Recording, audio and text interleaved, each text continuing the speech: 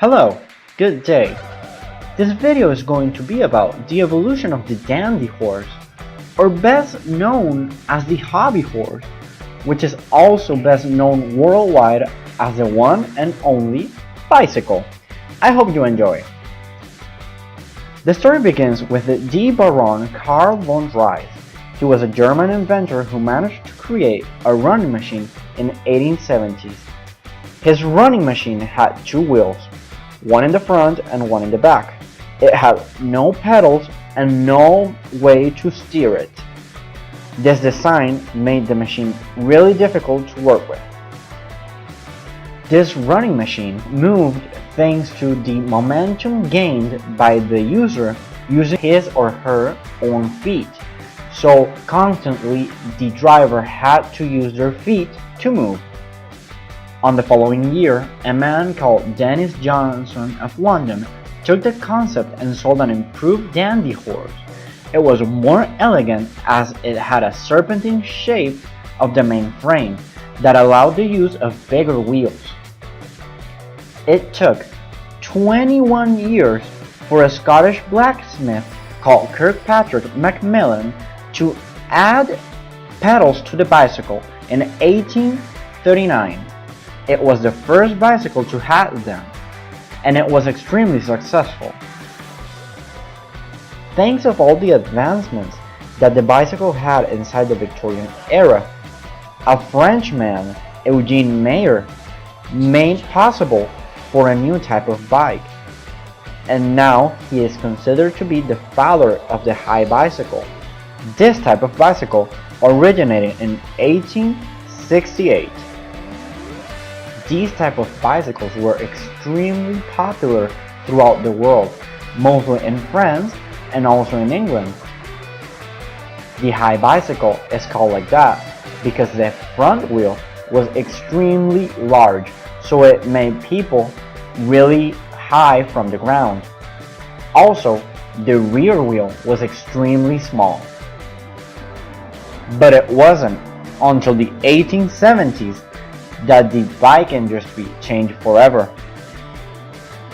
A man called Henry John Wilson was the pioneer of the safety bike, the first models to use a chain-driven front wheels. It was the first authentic design of a safety bicycle who employed a chain drive to the rear wheel, which actually worked. He is considered to be the inventor of the modern bicycle. A problem his bicycles had was that their wheels, the front and the back, throughout all the ages of his invention, had changes in the sizes of the wheels. Another person who is also considered the inventor of the modern bicycle, alongside Henry John Wilson, is called John Kemp Starley. Starley was also an Englishman who decided in 1876 to make better bicycles with safety measures. He decided to break the mold of the regular or the ordinary bicycles that were in the era.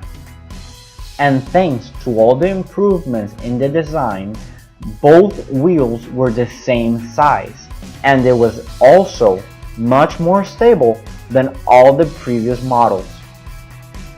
He made history in 1885 when he produced the first Rover safety bike. This was the bicycle that will later be used throughout all the world as the basic design to make all the bikes as today. He set this pattern for the world. Stark's Industry will later be called the Rover Cycle Company, a well-known company that makes bikes, but will later do motorcycles and then cars. The bicycle had an interesting story because it started in Germany, but then passed down for the Englishmen.